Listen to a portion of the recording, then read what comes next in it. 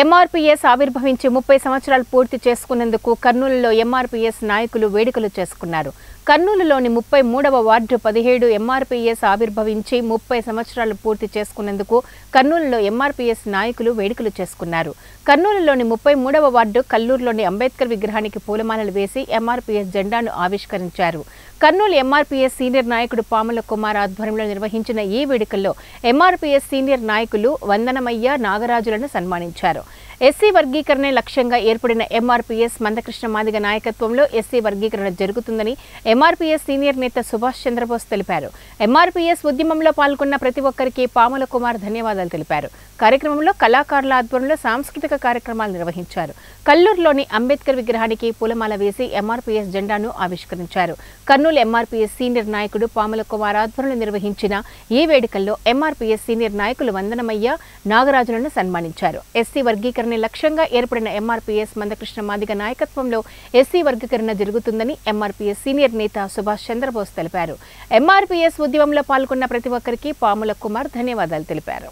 కార్యక్రమంలో కళాకారుల ఆధ్వర్యంలో సాంస్కృతిక కార్యక్రమాలు నిర్వహించారు. సంవత్సరాలైన తర్వాత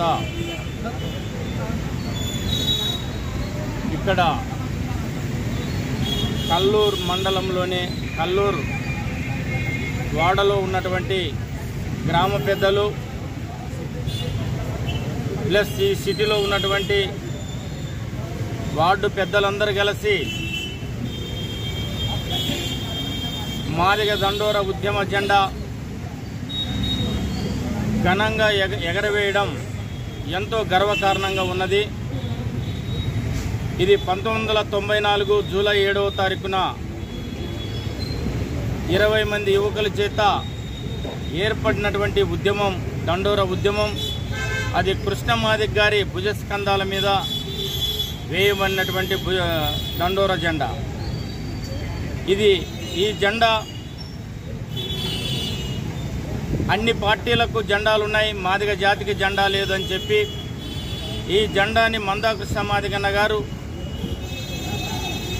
24వ తారీఖు జూలై 24వ తారీఖున మరి ఇక్కడ జెండా కార్యక్రమము పాముల కుమారు సిటీ అధ్యక్షులు మరియు ఇక్కడ లోకల్ మీసాల వెంకటేశ్వర్లు, మీసాల నాగభూషణం, మీసాల లింగన్న, మీసాల ఉమాశేఖర్, మీసాల